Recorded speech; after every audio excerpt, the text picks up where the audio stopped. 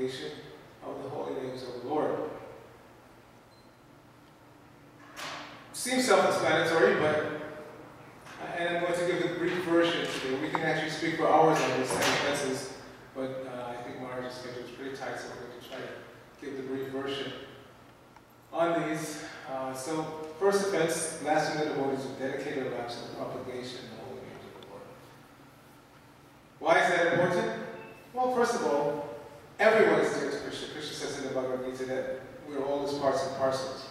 So just imagine all the parts and parcels of our body. It's not that we would like anybody who just come up and kick us in the shin. Shin is not so important, but it's part of our body. So regardless of somebody's relative importance in our eyes, they're Krishna's part and parcel. So we respect everyone. But specifically, it mentions those who dedicated their lives to the propagation of the holy names of the Lord, because such souls are extremely rare in this world. Very, very rare. The universe is filled with countless billions and trillions of living entities. And out of them, a very, very small, insignificant fraction are conscious of the holy names of the Lord. And out of those who are conscious of the holy names of the Lord, there are very, very, very small fraction who dedicate their lives to propagating the chanting of the Hare Krishna mantra or any holy name of the Lord. So such personalities are extremely rare. Now, in the context of this initiation, this does not mean just the Guru and those who are on the level of the Guru, maybe the Guru's godbrothers and godsisters. It means everyone in this international society for Krishna consciousness should be accepted as such a rare soul who has dedicated his or her life to propagate it. Because that's what the society is meant for. Srila Prabhupada began this society by chanting, as you all know, under that tree in Temple Square Park in New York. And it's Srila Prabhupada's chanting that's maintaining this. We have a very good example of that here every morning when the pujaris are behind the closed doors dressing. They're always playing Srila Prabhupada's lectures. It's Prabhupada's chanting of the Hare Krishna mantra and other mantras and the scripture that maintains this society. It's not money, it's not anything except Srila Prabhupada's chanting. So we should take this very seriously. Everyone who's a member or aspiring member of the International Society for Krishna Consciousness should be placed in that category. And we should be very, very careful not to blaspheme such a person. Okay? And in the second offense, to consider names of demigods like Shiva or Lord Brahma to be equal to or independent from the holy names of Krishna. Again, seems self-explanatory. If we've come this far and we want to chant Hare Krishna seriously, then we should at least have that much understanding. There's a formal test that we take, that we should have the understanding that there's no one on this level of Krishna. But again, that doesn't mean that we should look down on anyone, what to speak of the demigods. The demigods, technically you may say they're Jiva souls just like we are, but they're in a special category. They've been given specific responsibilities, in Christians you could say universal government. And just again, like, we can't say we respect the President of the United States, but we disregard his emissary or his representative or any of the directors of any branch of the government. No, we have to give respect to all such persons, even to the policeman. We may think this is a mean demon, but if he pulls you over, he's wearing an official uniform, he's got the badge, we have to show him some respect. So the demigods are obviously in a much higher category. The point is that in general, devotees have to have this respectful attitude towards everyone. That's just natural. It comes with the territory of being a devotee. If we're devotees or aspiring devotees, we have to have this attitude of respect towards everyone. And therefore we won't run into any difficulty. We won't disrespect even an ant, what to speak of the demigods. So again, coming to this point of chanting means understanding that Krishna is supreme, but he has his messengers, his emissaries, his representatives, and the demigods are certainly amongst those, and they have to be given proper respect. But not undue respect to the point where we think that, well, for whatever I need, I can go to this demigod and that demigod. Because Krishna obviously puts that down in the Bhagavad Gita, that you're less intelligent if you think that you should approach your demigods for anything. So we simply have to worship Krishna. 3.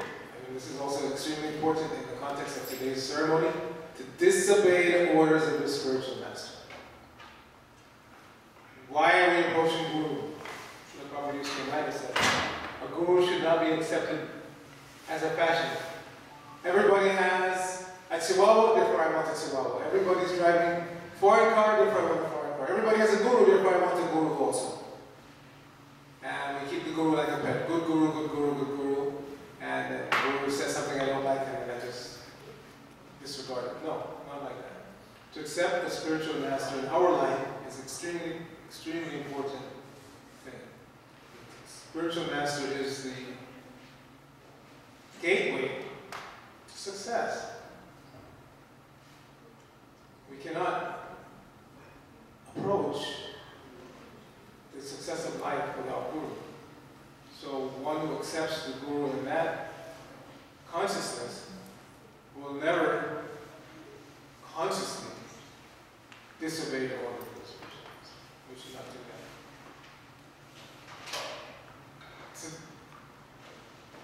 So the fourth offense is to blaspheme Vedic literature or literature in pursuance of the Vedic virtue. The Vedas are emanating from the breathing of the Lord. The Vedas are not different from Krishna, from both Vishnu and Krishna.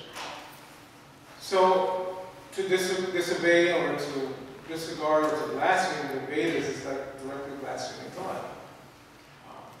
In every bona fide religious tradition, there's this concept of the scripture being holy. And we see what disruption and problems occur in society when certain holy books are disregarded or disrespected by people from other cultures or other religious traditions. It causes such a heavy repercussion on the material platform, not to speak of spiritually. So we should not entertain such ideas. In our regard, regarding our society, all that Vedic knowledge has been condensed into the books that Srila Prabhupada has given us, Bhagavad Gita as it is, Srimad Bhagavatam, Chaitanya Charitamrita.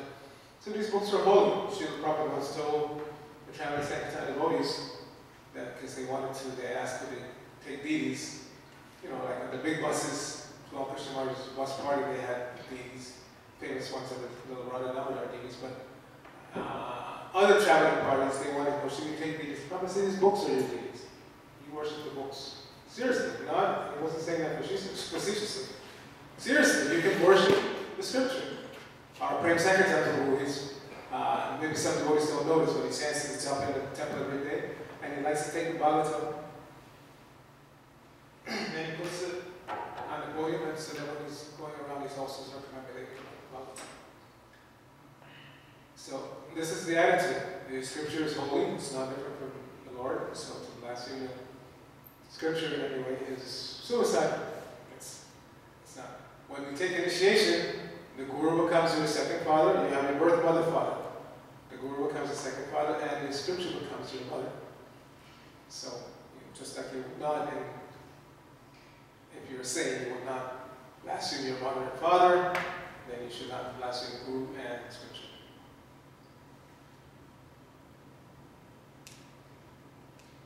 So, blasphemy the always that there are two considered as demigods, 3 to disorder orders of spiritual and support the blasphemy of literature. 5, to consider the glories of chanting Hare Krishna to the imagination. This is not a fantasy cruise that we're taking here. It's not the benefits that are enunciated in the Shastra are not the imagination of some, because we're all to a greater or lesser degree contaminated by Western scholarly conclusions, so-called scholarly conclusions. And in certain camps, they think that the entire Vedic, very nice, beautiful portrait of it, was just dreamed up by some, sages, thinkers sitting around campfires. Now they've traced it back as far as, in their minds, as far as Central Asia, maybe Uzbekistan, these kind of places. People just sitting around at night on fire and cogitating and interacting and dreaming up these things. No. Again, the Vedas are not like that. The Vedas are coming directly from God. And so the glories of chanting God's names are listed.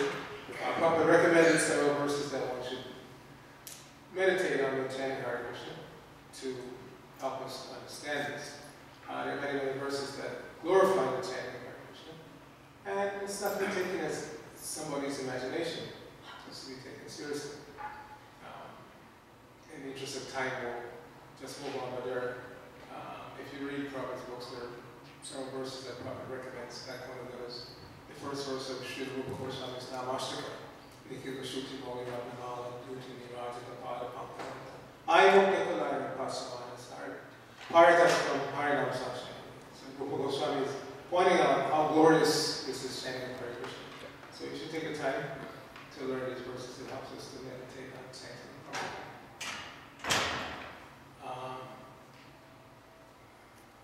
6, to give some mundane interpretation. No interpretation is required.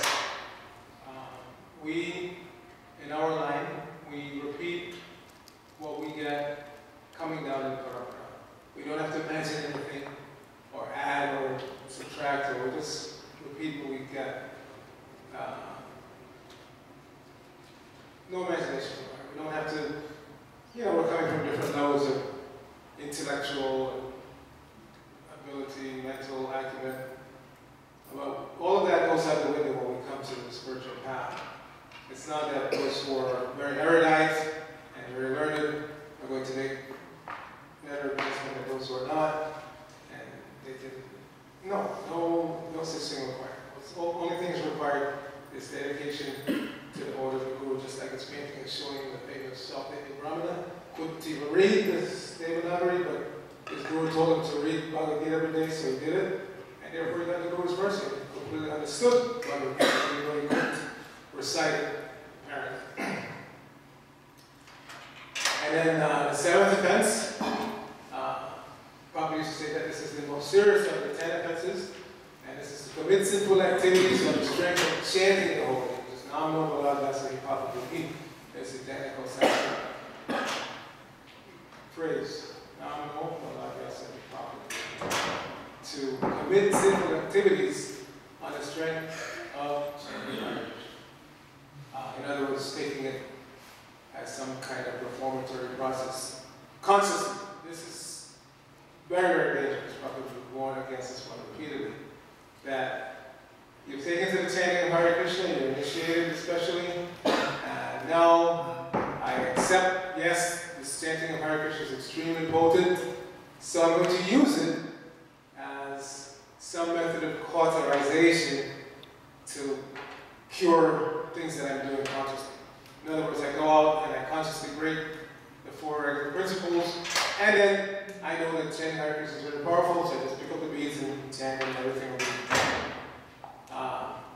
no, this is a very dangerous mentality. Because we, in our conditioned state, sometimes forget that we're dealing with not just a person, but the Supreme Person. And just as, imagine if you're living in a community and somebody every day would come up to you and slap you in the face, and then start smiling and talking and like everything is all right. I mean, well, how would you react to such a person? Really, every day they come, slap you, maybe twice, and then they want to have a normal conversation and smile like, yeah. Maybe you wouldn't, cut their heads off, but you keep some distance from such a person. So Krishna is a person. We should remember that. We're dealing with the Supreme Person. He's completely conscious of us, our mentality, and everything that we think, feel, will, do. And so we have to be conscious of that. And when we're dealing with this chanting of Hare Krishna, we're dealing with the Supreme Person. And so, once Prabhupada told a story that, because he said typically in India, the husband is older, and so he retires finally from working, and he leaves, and he lacks some crores of rupees to the family, especially to the wife, and he says, well, you send me 200 rupees a month, I'm going to retire to Vrindavan. So Prabhupada says, if you come to Vrindavan, you're leaving so many lakhs and crores behind, he comes to Vrindavan 200 rupees a month, and Krishna will be for you 200 rupees a month. So I said, and the person may inquire, but I am just a little person, I don't know any better. He's God, why should you? No, you're dealing with a person. Krishna says in the Bhagavad Gita, as you surrender to Krishna, he will reward you accordingly. You're dealing with a person. It's not just that when you're dealing with God, whatever you do is okay. Because he's God anyway, so whatever you know. You're dealing with the Supreme Person. And just as we like to be very careful when we're dealing with other personalities that we like, the more you like the person, the more carefully you want to deal with them, isn't it? That shows that you like them. Not that I like you when I kick you and slap you and, that I expect you to be, my buddy. No. No, the more you like the person, the more carefully you want to deal with them. So when we come to the Supreme Person, then we have to be most careful. We have to be most careful. So this is the way we show that. By not trying to use Krishna. We are here to serve Krishna, not to use Krishna. And this mentality of committing sinful activities on the strength of chanting, that means you're trying to use Krishna. I'm going to break the four oriented principles, and then Krishna will make it all right. And then again I do it, and then again Krishna will make it all right. So, not recommended. Then the eighth offense is to consider the chanting of Hare Krishna as one of the auspicious, ritualistic activities offered in the Vedas, as spiritual activities, karma. So we're not karma kandis, we're not practicing rituals for increasing our material piety, because any intelligent person can understand that whether pious or impious, any kind of material karmic reaction is going to keep you in this material world. If I accumulate resultant actions of pious activities, then I have to come back to enjoy that result. But because we're living in this material world, please turn off all cell phones right now. This is a very, very serious ceremony, and it should not be interrupted by everyone's cell phone going off. And I'll take my own advice, turn my own phone to. Yeah. So, where was I? Yes. So, this is not the path that we're following. That we want results.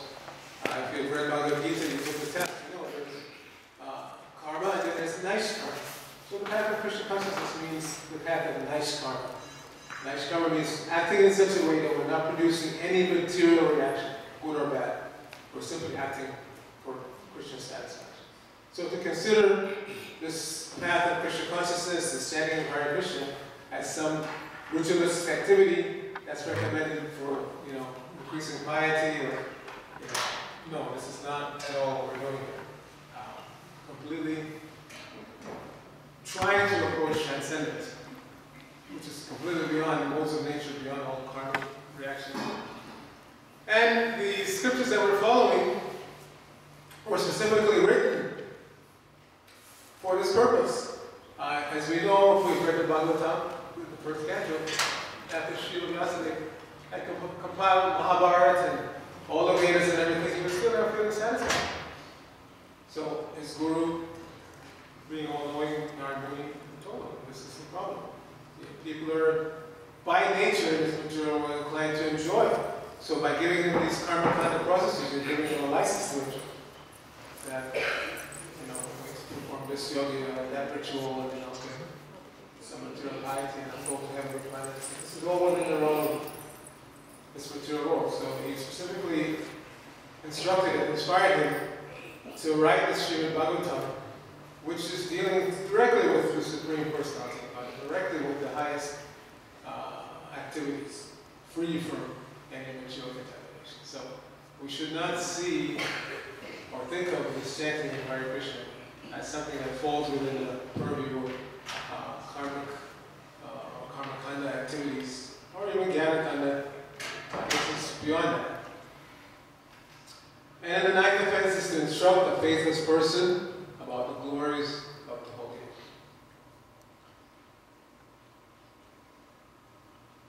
It's not maybe so directly easy to understand this, but what we do is, in terms of preaching, we follow the footsteps of the predecessor Acharya and our immediate predecessor Acharya, Srila Prabhupada. Srila Prabhupada liberally spread the chanting of Hare Krishna, but he did not immediately preach to people about the glories of chanting Hare Krishna. all the Prabhupada's preaching activities, his beginning was always Bhagavad Gita. You're not this body, you're spirit, soul, Krishna is God, you're not. This is Prabhupada's preaching. And then after they have a little faith in the process, a little faith in the Guru, a little faith in the Bhagavad Gita, then they can start to hear about the glories, wonderful glories of chanting Hare Krishna. Otherwise, if you try to impress upon somebody too early in the process, how wonderful it is to chant Hare Krishna, because they have no faith, they'll just become blasphemous. Or they'll think that you're not smart, you're not intelligent, you're accepting something blindly or something like that. They have no reference point, in other words. So it's not advised, especially in certain societies where people are very, very strongly inclined to present themselves as being members of a particular faith, Christianity or Islam or whatever. When dealing in such, you're just going to get into arguments. So, once right here in Los Angeles, the boys were talking to Prabhupada in the morning walk, and they said, one devotee said, Srila Prabhupada, as soon as we start talking about regular principles and all that, he stopped and he actually slammed his cane on the person. Why are you surprised? They're preaching to cats and dogs.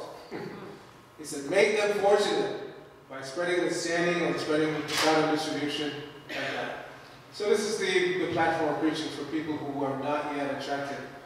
Give them prasadam, they can at least hear the holy name. You don't have to understand at all what it means even, or benefits that they can get from chanting. Just let them hear it, let them take prasadam, and then gradually, consciousness will clear enough where you can start actually preaching about the glories and the deep meaning of chanting Hare Krishna. And in the 10th offense, which is very, very difficult to overcome, but we should not be discouraged, especially in the beginning, is to maintain material attachments, even after understanding so many instruction items. Very, very difficult to overcome this offense, but it can be done if we're serious and sincere. Once Prabhupada said, apparently in disgust, that trying to, purify his disciples and followers is like trying to wash coal. When you wash coal, it remains black. There's no apparent change. So we're like that, being in this material world for such a long time, we're so contaminated that it can seem that there's no change. We're chanting, we're taking prasadam, we're coming before the deities, we're doing so many things, and it seems that we're not changing. The heart is not changing. But the remedy is to go on. Once you sit up with Jagdish Maharaj, one college student one time said to him that, Maharaj, I'm chanting Hare Krishna for some time, but I don't feel any different. I don't see any difference. And what he said? He said, increase the dose.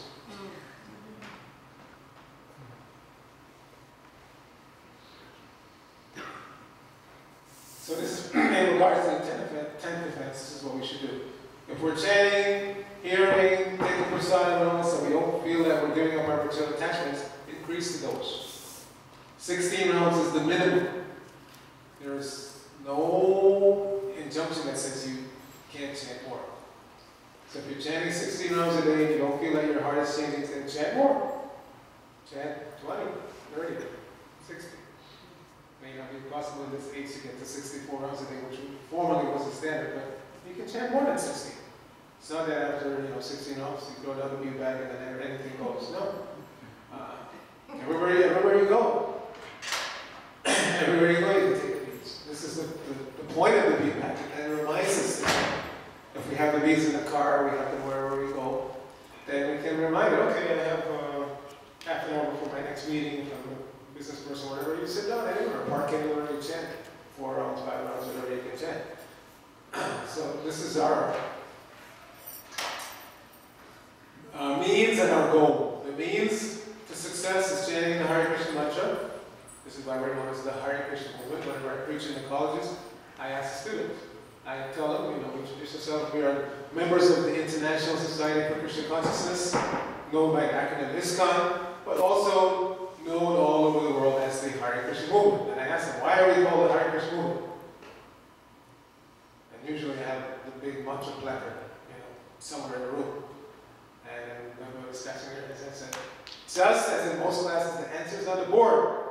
There is the answer. We're known as the Hare Krishna movement because we chant this Hare Krishna mantra. This is our prime means of success, and it's also the goal. It's not that we're going to get to some point where we're going to stop chanting. No. The more we advance in Krishna consciousness, the more intense our chanting becomes. Which leads to the final offense, you could say. There are 10 offenses that we just discussed, but there's also, we could say, the 11th offense, which is to be inattentive while chanting. And if you've read Bhaktivinoda Thakur's Saranam Chintamani, anybody here read that book?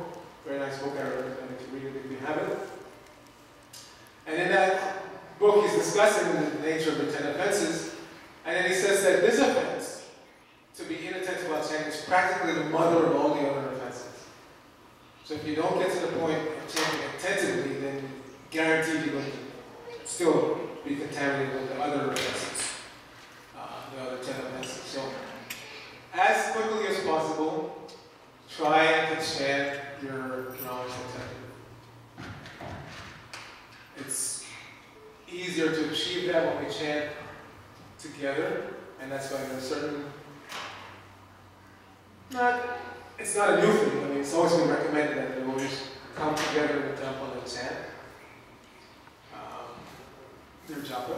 There's certain leaders in this who insist on that, and you must, unless there's some emergency somewhere, you must stay in the temple room and chant with the other devotees. Because it helps you to concentrate. It helps you to you realize why you're here, what is the purpose of this period, this japa period, and it helps you to concentrate on chanting your rounds. The tendency when you go elsewhere is for the mind will wander even when you're chanting with other people. For sure, if you're off by yourself doing something, your mind is going to wander. Once Srila Prabhupada saw some brahmacharis walking away from the temple during the japa period, so he asked, where are they going? And he was told, well, Prabhupada, they don't want to chant in the temple with the Matajis. And he said, oh, they're not going to see any women on the street?